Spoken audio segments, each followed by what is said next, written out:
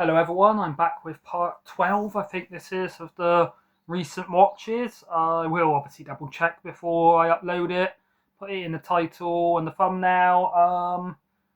Let me double check, 3, 6, 9. So yeah, I've watched 12 films since the last one. The last one was 13 days ago.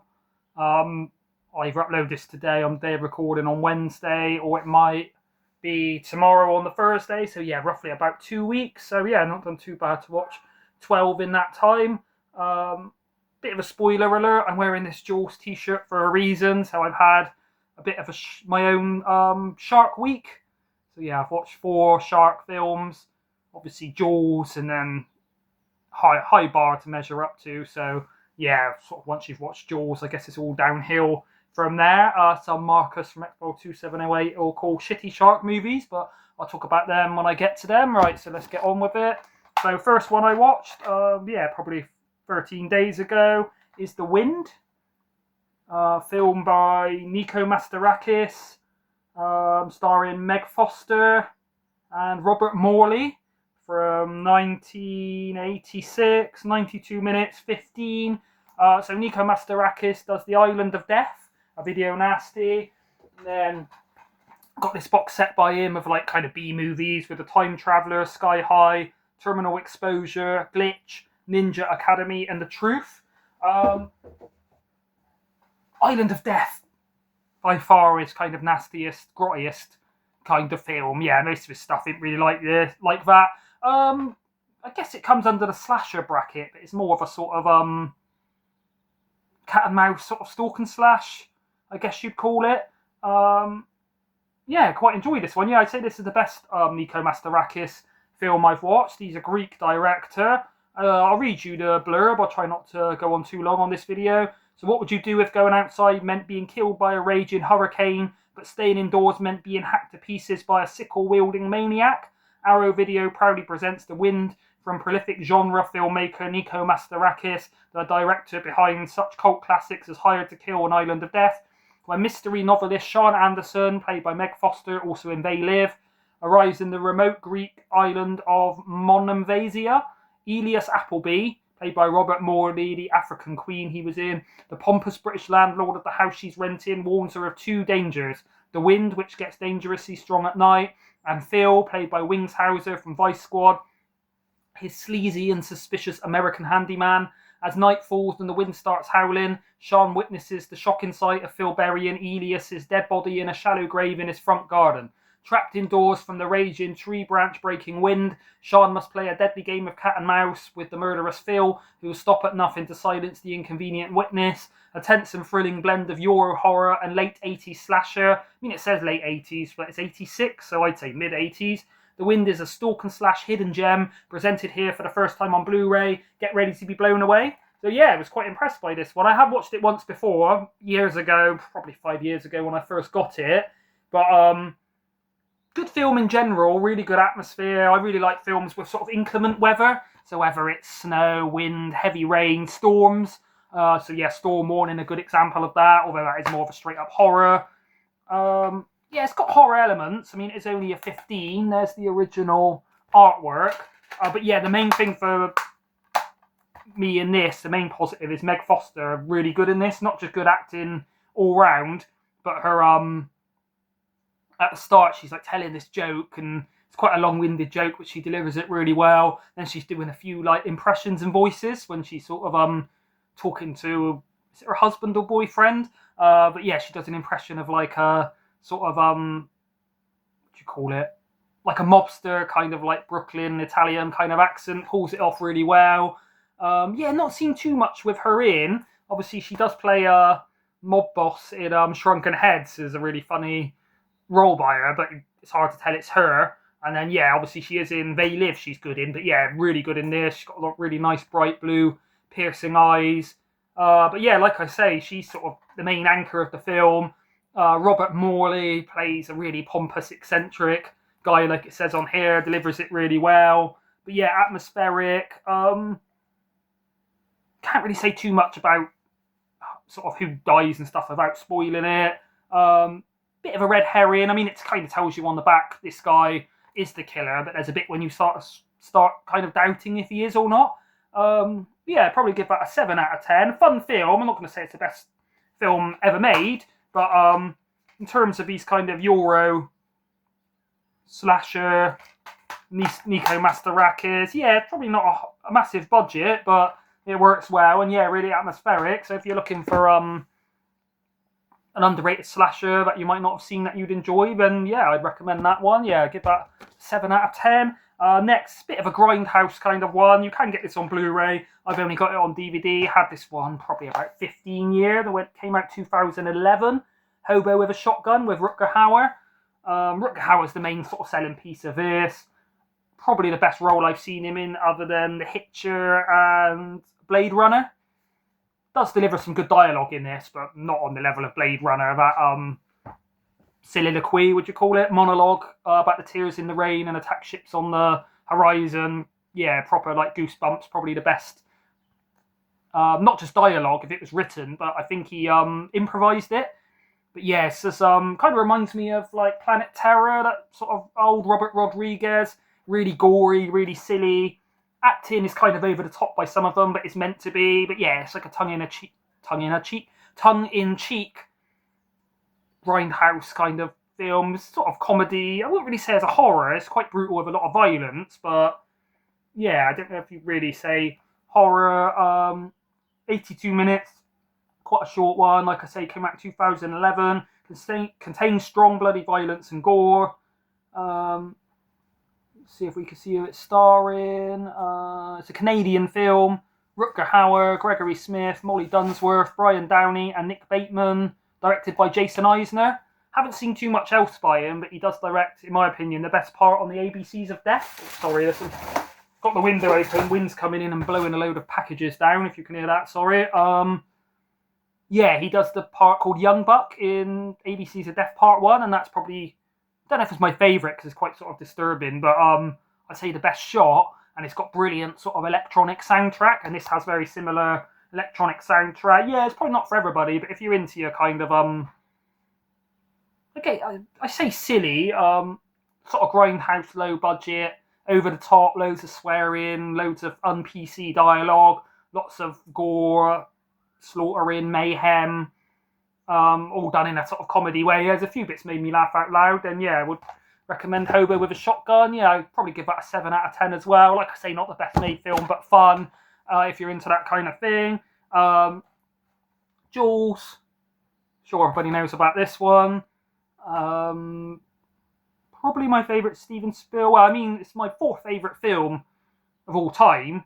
So yeah, I'd have to say it's my favourite. Spielberg. I think my 5th favourite film is Jurassic Park. What can you really say about this that hasn't already been said? Good all-round, flawless film in my opinion. Great score by John Williams. Roy Scheider, Robert Shaw and Richard Dreyfuss, brilliant in it. Obviously the shark action and all the sort of mystery and things are interesting. But yeah, for me, and I'm pretty sure other people have said, the part when they're in the boat and they're drinking and showing their scars and having some banter and that. Not only some of the best dialogue and great chemistry between the actors, but yeah, I could just watch that bit for hours. I think Spielberg sort of knew that the shark wasn't the most realistic kind of prop. I think they called him Bruce, so he didn't show it too early. I always think with creature features, you want to get the balance of not showing the creature too early and kind of blowing the load. You want some sort of mystery, but you also don't want to show it too late. I've seen some where they barely show the creature, or where show him in the last 5 minutes of the film, whereas yeah, this sort of bits when, sure it's not a spoiler to say, this woman gets attacked, you can just kind of see her being dragged around on the surface, then when the kid gets attacked on his little dinghy thing, quite gory in that. Yeah, it doesn't sort of show the shark too early. Loads of quotable dialogue, like we're going to need a bigger boat. I'll stop there because yeah, everybody knows Jaws, don't want to bang on about it, but absolutely flawless classic, 10 out of 10. Probably one of the first 10s I've done on these recent watches, I think. Next one, a crazy Italian Gorefest, Adam Chaplin. I think this one's quite out of print and unknown, so be surprised if anyone knows of this one. It's 85 minutes, 18, contains very strong bloody violence. They're definitely not lying. I don't know if you could see some of the images on the back of the carnage going on. I'd say this is a cross between Ichi the Killer, filmed by Miike Takashi, and what's the cat-free Hong Kong martial arts film, Story of Ricky. Yeah, the diet, obviously it's Italian, the dialogue's not too great, the actual story is quite non-existent, it's more just about the carnage. It's kind of martial arts, I don't think this guy's like a skilled, trained martial artist, but he's like punching holes in people, tearing their faces in half, as you can see by some of the stuff on the back. I'll read you the synopsis on this just because, yeah, I think it's quite an unknown one. There's no point reading Jaws, but yeah, I don't think I've ever met anybody that's heard of this, let alone actually seen it. Nothing can prepare you for this extreme bloody fight. Adam Chaplin is a man obsessed with the suspicious death of his wife.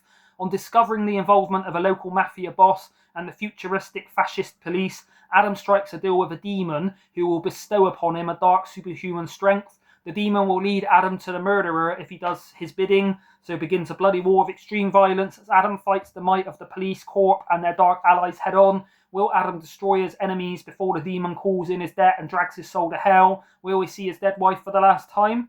So yeah, like I say, crazy gore. I think about a year ago I did my top 15 or so goriest films and ranking. I think this was number 2 or 3. So number 1 was Brain Dead by Peter Jackson, also known as Dead Alive. And then number 2 was either Ichi the Killer or this one.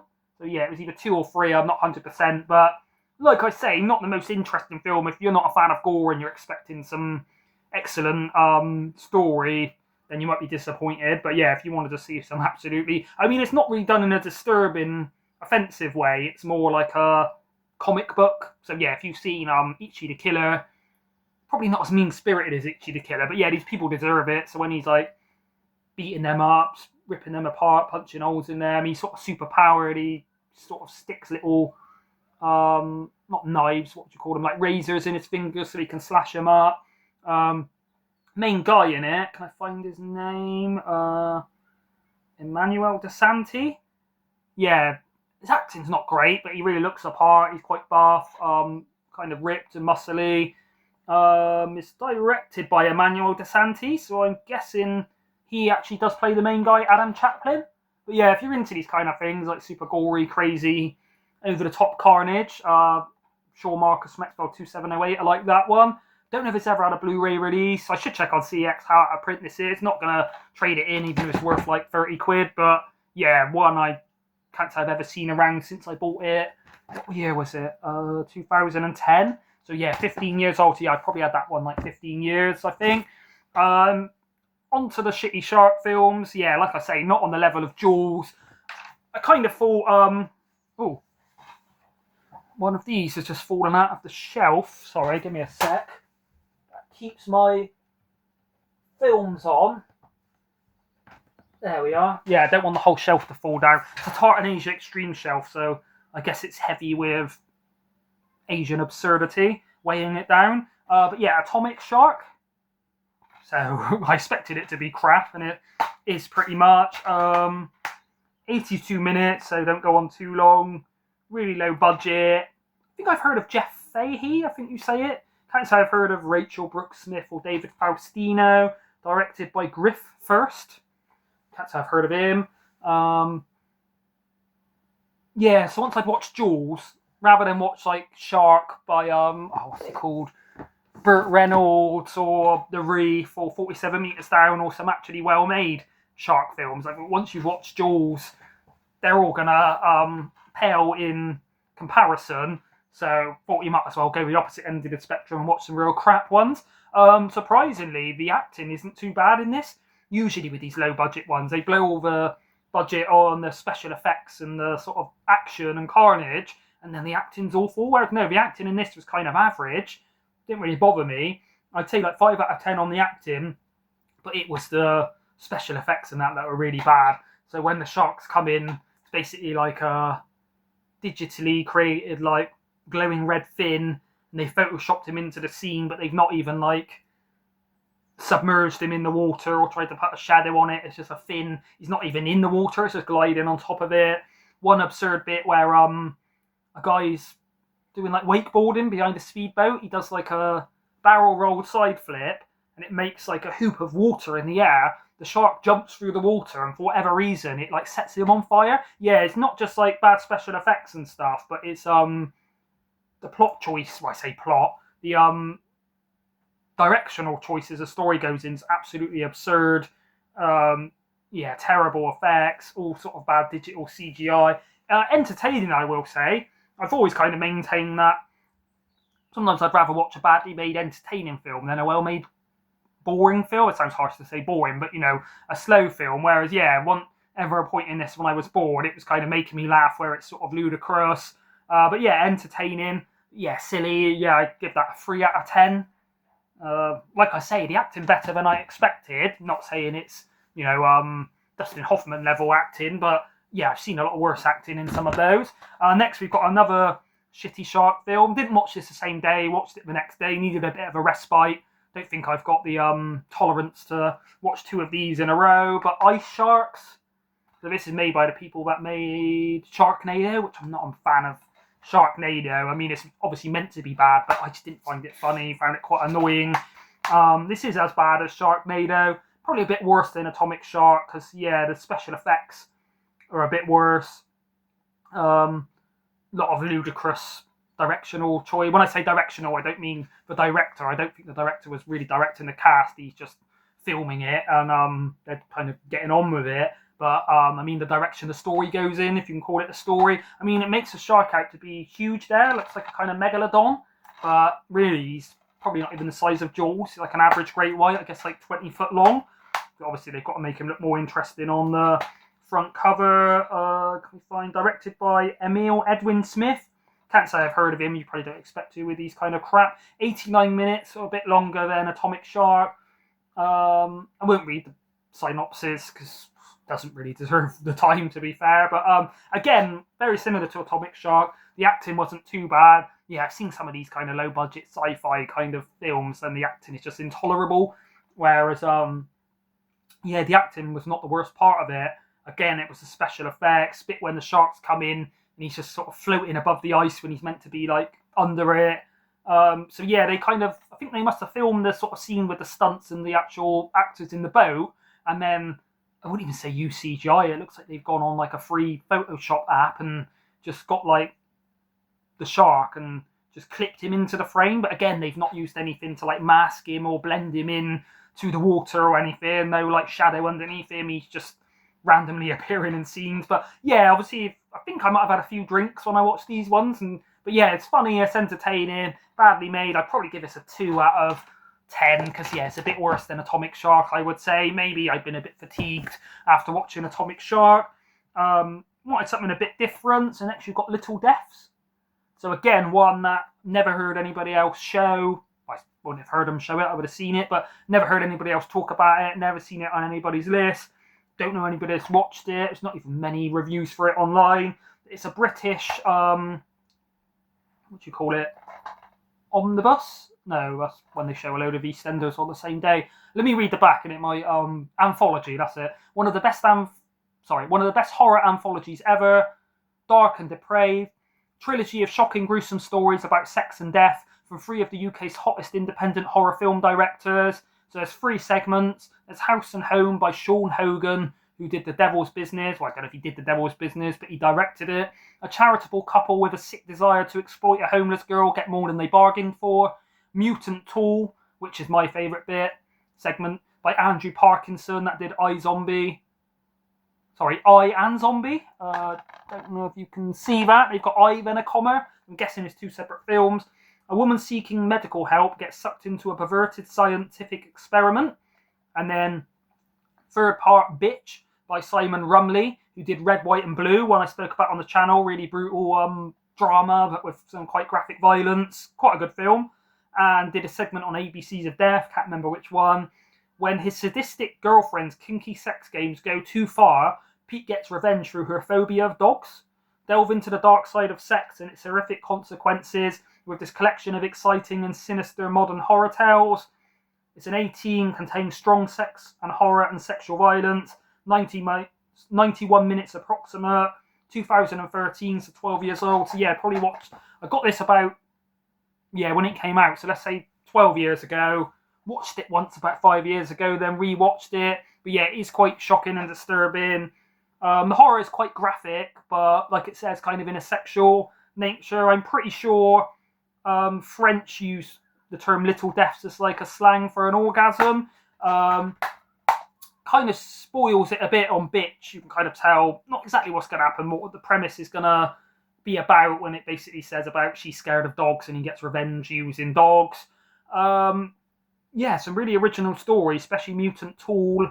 They're quite well made. I would say the acting's not great. It's probably like a level of EastEnders, you know, like soap acting. So if you watch your soaps and stuff and you can bear that, then I'm sure this acting won't take you out of it. But yeah, not brilliant. Better than like these Atomic Shark and what I've already forgot what it's called, Ice Sharks.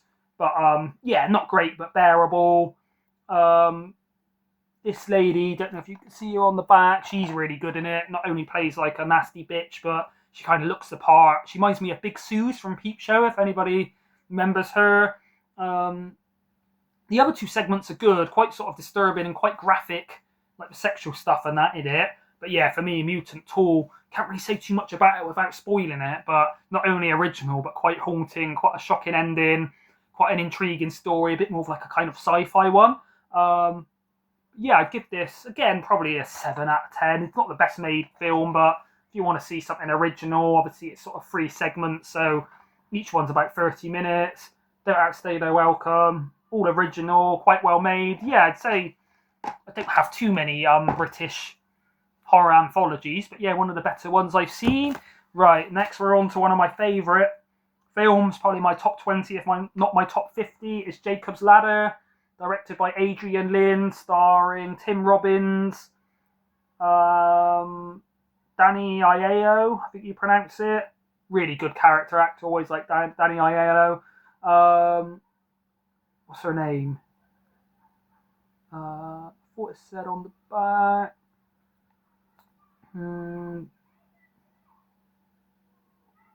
Can't see her name here now. No, I won't spend too long looking, but again, this writing's very small. I don't have the Sherlock magnifying glass like Stuart. 113 minutes from 1990. It's a 15. Yeah, I always enjoyed this one. I remember seeing it as a kid. Kind of got quite scared by it just because, yeah, it's got some real nightmare imagery. I guess it's more of a thriller really than a horror. Obviously, Adrian Lyne did Fatal Attraction and Indecent Proposal. Kind of like a quite ambiguous sort of Vietnam. Basically, these soldiers go to Vietnam. It's not really a spoiler to say. A chemist tries to create this substance, a bit like LSD, Agent Orange kind of thing, called the Ladder. Gives it to these soldiers. Something happens in the war. They're all kind of come home from the war. I guess they're honorably discharged. Then they sort of seeing like demons and stuff coming out of the woodwork, and yeah, like I say, some real nightmare imagery. They all get together to discuss it, and they think the government's sort of been giving them research chemicals. Really well made, ambiguous, a lot of religious allegory, where his son in it's called Gabriel. All the characters have like religious names. His girlfriend's called Jezebel. There she is. Can't remember her name. She's got like a Spanish name. Kind of bugging me, but yeah, I can't see it on the back. Written by Bruce Joel Rubin. Yeah, whenever I used to watch this, I think the last time I watched this before this recent watch was say about 5 years ago. I used to find it really creepy and some nightmare imagery. Maybe I've become jaded over the years of the stuff I've seen because I've seen it, yeah, probably over 5 times. Like I've seen this one. Yeah, imagery wasn't as shocking as I remembered it, but if you're seeing it for the first time, it's probably quite shocking. Bit when they sort of go to the Hell Hospital is quite intense. Brilliant acting from Tim Robbins, probably the best role I've seen him in other than The Shawshank Redemption. Yeah, like I say, one of my favourites. So yeah, I'd probably give that 8.5 or a 9 out of 10. Might be a bit biased because, you know, it's kind of, I enjoy it personally, but I think objectively it is a good film. Probably not for everybody. I did give the DVD copy to Ollie, so see how Ollie gets on with that, because I know he struggles with some, it's not really got gore in, but with some haunting imagery. It's not really got jump scares either. Yeah, I'd say it's more of a thriller than a horror. I'm sure everybody's seen Jacob's Ladder, or most people, but yeah, really enjoyed that one. On to the last shark movie. of the Shark Week, and it's not a shitty one. It's The Shallows with Blake Lively, directed by, I guess his name is pronounced Jaume Collet-Serra, from 2016. Yeah, it was not what I was expecting, this one. Yeah, I kind of got this one mixed up with The Reef, where I think the woman or a few people were like trapped on a little coral reef, whereas without sort of, well, you can see it on the back, but yeah, there's a bit when she's kind of stuck on this buoy, I guess you call it. Bit when there's like a floating whale that's dead, its carcass is being picked apart, so she climbs up it like a rock climber, using like the holes in its flesh as like handholds, and she's up on top of it. Kind of a few jump scares, but quite well done. Really tense. Yeah, I really enjoyed this. Was quite surprised how good this was.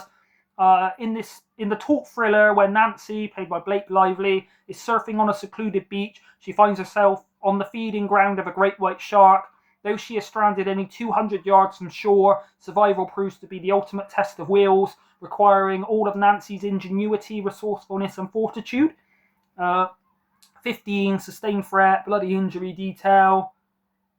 Yeah, I can't sort of say too much of what happens without spoiling it. Obviously, whether she survives and how she does and things. But yeah, one Ash sent me from Popcorn on Horror, so thank you for that, Ash. And yeah, enjoyed this. Other than Jaws, probably one of the best shark films I've seen. Like it says, it is really tense. I mean, they're saying here the best shark movie since Jaws.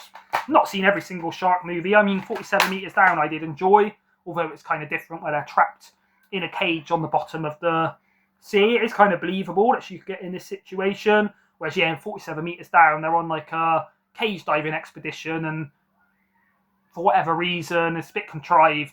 They basically like drive off and forget the people who are in a cage on the bottom, which is quite unprofessional. Whereas, yeah, this is kind of construed in a way that is believable. It probably could happen and probably has happened. Blake Lively really good in it as an actress and looks really good. Yeah, I'd give that. I mean, it's a first time watch, so I usually watch films a few times before I sort of give them a ranking. You know, on a second viewing, I might like it more or less. But yeah, I'd probably give that, again, a 7.5 or 8 out of 10. Obviously, Jaws is my watch of the week. But I've already seen it 10 plus times.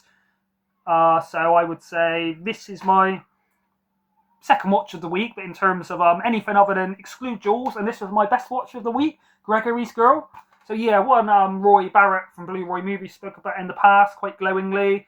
I expected it to be good and enjoyable and kind of like a heartwarming drama, but I never expected it to be so funny. There's about 5 bits in this where it genuinely made me laugh out loud. Yeah, it's probably the funniest film I've seen this year. I haven't seen a few comedies, can't think of too many that have made me laugh more than this. But yeah, really well made, directed by Bill Forsyth, starring Gordon John Sinclair, Dee Hepburn, and Claire Grogan. This has to be the match of the day. Yeah, it's not about football as much as I thought it was going to be. The girl in it, I guess it's the one played by Dee Hepburn, might be Claire Grogan. This one you can see on the front. When she's playing football, she is legitimately good at football.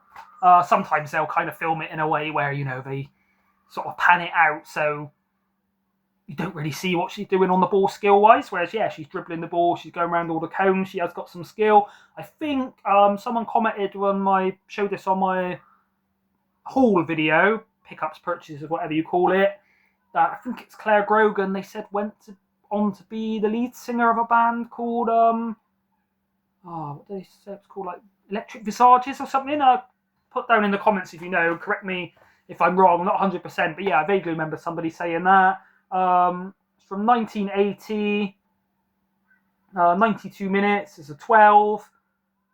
I won't read all about it, sure everybody knows this, but yeah, I was really impressed with this. Not only a well-made film, and a bit like Kes and that, a bit of like a coming-of-age British drama, kind of is Scottish, I guess. But yeah, actually genuinely funny.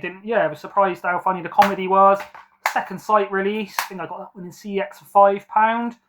You can see that up there. So yeah, quite happy with that. But yeah, I'd probably give that a 9 out of 10. One I will be watching again soon. I've not really heard of it until I think Royal someone showed it. I would have probably picked it up in CX just because it's Second Sight. A bit like Second Sight and the Premium Collection. Certain labels, you know, if I see them for like a £5 in good condition with the Premium Collection, if they've got a slipcase, and I do pick them up just to have them in the collection. But yeah, once I'd seen it, I was like, yeah, I swear Roy had spoke about that one. So yeah, I was thoroughly impressed. One of the best British films I've seen.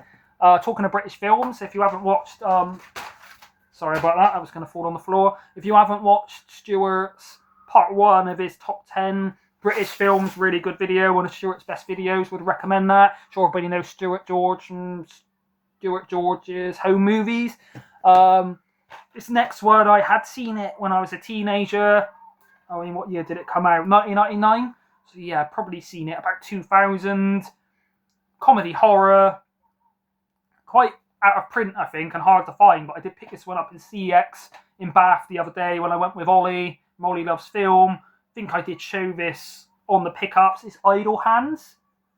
So starring Devon Sawa, who was in Final Destination, Seth Green, was in a few things. I think he was in the Michael Myers, Austin Powers film, the one with the sharks with laser beams. I can't remember what it's called. Eldon Henson, Vivica Fox, and then it's got a young Jessica Alba in, who was really good. I'll read this synopsis quickly. The devil will find work for idle hands to do, but what happens when he chooses the laziest teen slacker in the world to do his dirty work? It's directed by Rodman Flender. That's how I've heard of him. Guess this is him. 88 minutes. It's an 18. Yeah, I kind of say, if I had to sum this up, Final Destination crossed with Dude, Where's My Car kind of humour. There's a few bits that actually make me laugh. It's a bit silly. You can probably tell, but basically there's these guys that are like stoners. Devon Sawa's character, a real stoner layabout. His like parents are disappointed with him. Just getting stoned all the time, smoking bongs and that with these two friends, Seth Green and Eldon Henson, I guess he's called. And then, I don't think it's a spoiler to say, you can probably guess by the title, but one of his hands gets possessed and he can't control it and it's trying to kill people and he's trying to like grab it. Yeah, it is funny. It's got some quite good gore. Kind of what you'd expect from these. So I'd say it's kind of in line with like Final Destination, Urban Legend, I Know What You Did Last Summer, Scream, but a bit more light-hearted. Yeah, silly. It's not the best made film, but it's an entertaining one if you're into these kind of things and seems appealing to you. Yeah, obviously I'd seen it years ago, remember enjoying it, and one I've never been able to track down or watch since. But yeah, I did enjoy it.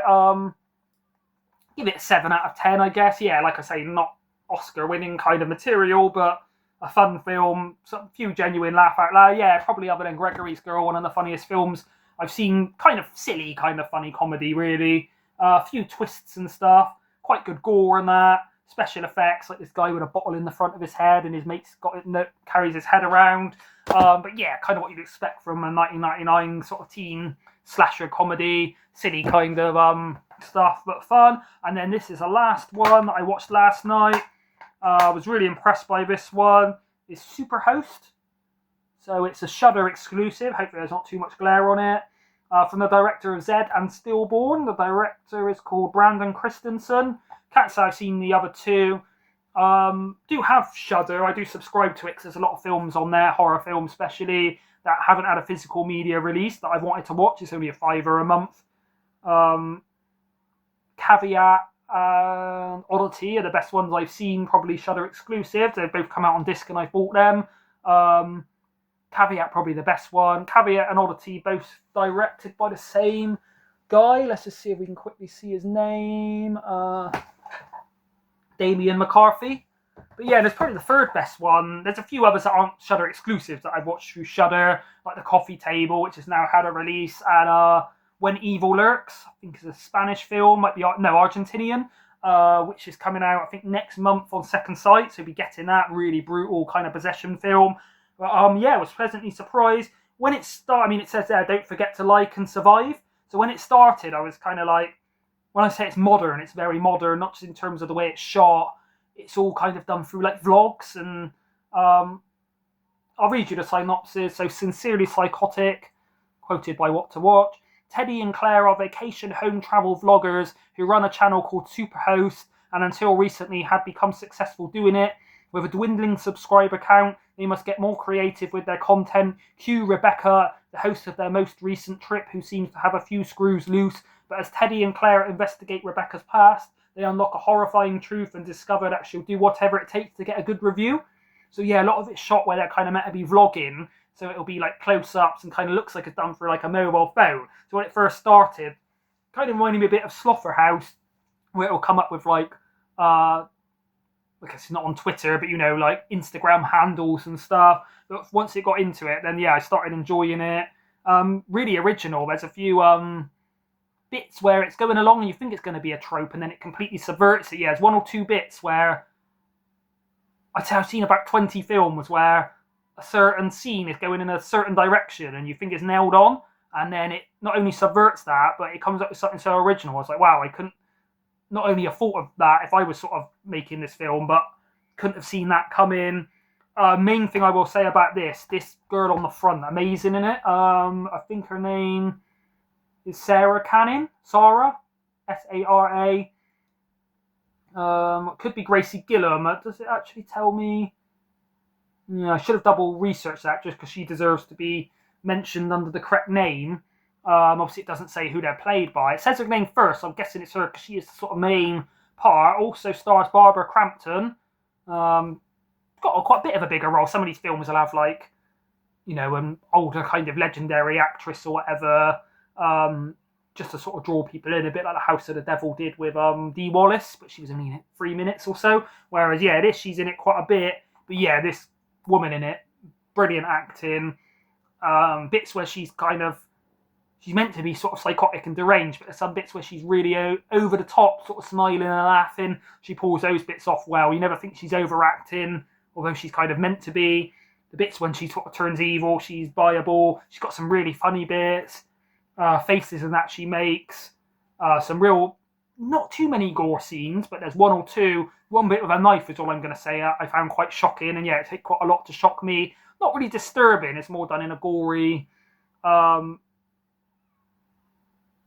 cartoonish. I mean, yeah, maybe more casual kind of horror fans might find it a bit more shocking. I know this is one Stuart George picked up, again from Stuart George's home movies, so be interested to see what he thought of this. But 84 minutes, so flew by, like it says, 18 strong gory violence. Came out in 2022, but has only just recently got a release. Showed this on my pickup, so yeah, it was $17.99 down to like $9.99. So yeah, I wouldn't have wanted to pay £18 for it. But yeah, really impressed. One of the best horror films I've seen this year. I might double check her name and put it in the description, just because otherwise it's doing her a disservice. But yeah, if I was directing a film, I would want this woman to be in it. I think not only I have to check what else she's in on IMDb, but I guess she's quite new. Not only a up-and-coming actress, but I'm like, she can play this role where she goes from like unhinged, smiley, over-the-top, overbearing. So she'll basically turn up at their house like, oh, just checking everything's right. I don't want a bad review, because she knows they're vloggers. And then they'll be like, okay, can you go away? But they don't know if she's just over-friendly and overbearing and a bit weird, or whether she's more sinister. But yeah, the bits when she's just trying to play the Superhost, really good. The bits when she's delivering comedy, good. Genuinely scary, good acting. Yeah, just brilliant all round. But yeah, I think if she can play this part, which is not only nuanced, but kind of quite bipolar and psychotic, where she switches on a sixpence from jovial and smiling to kind of, they say one thing and then you see her face change. And I think, yeah, if she was in like a drama or something which requires less extreme acting, she'd be brilliant. But yeah, really good. I'd say she's not only the standout part of this film, but one of the most exciting actresses I've seen in a long time. So yeah, we'll find out her name and put it in the description. But yeah, like I say, can't really spoil it, but not too many killings. But when they happen, they're pretty shocking. But yeah, for me, all about the main girl, you can see on the front, lady, should I say, brilliant in it. But yeah, enjoyed that one. Yeah, I'd probably give it an 8 out of 10. Not a flawless film, but yeah, there weren't too many bits I thought headed in the wrong direction. The acting was good all round from the other people as well. The kind of vlogging bit, and that was really believable. Yeah, when it started, I was like, probably going to enjoy the gore and the acting by the characters, but yeah, I wasn't sure on the kind of way it's shot, all sort of close-ups and from the side, and obviously they're meant to be like holding the camera on like a selfie stick and things, but it does work in the context of the film, and it is pretty well shot and good cinematography considering the way it's shot. Obviously it's not like using steady cam and drones and long distance shots and things that say like Spielberg cinematographer would use, but it works in the way the film is. And yeah, really entertaining. But yeah, I'd say it's worth it just to see the main actress in it because she is brilliant. Yes, that's everything I've watched in the last 2 weeks, pretty much. So I'm going to record my premium collection because I've only got about 10 of them, so it won't take long. So that'll be uploaded next. Probably not going to be buying anything for a couple of weeks. I think I'm off on holiday from work in like 10 days, so I'm going to save some money to then so I can go on movie hunt, maybe with Ollie Loves Film again. Yeah, probably be another week at least, if not longer, till I do another recent watches. So yeah, sorry this has gone on quite long at 40 minutes, but not on the level of Sammy's epic 2 hours or even Ollie's newest 50 minutes or whatever it was. Although obviously Ollie picked up an insane amount of titles, so he could have really made it shorter. But yeah, that's everything I've got to say, everything I've watched. Be back again, I don't know when, with another video. Or yeah, I'll upload this premium collection, might even do it as a short because it's not going to take long to show them. But thank you everybody for watching. I hope you've enjoyed the video. Always forget to say, but like, subscribe, comment if you want to, if you enjoyed this. Thank you, bye.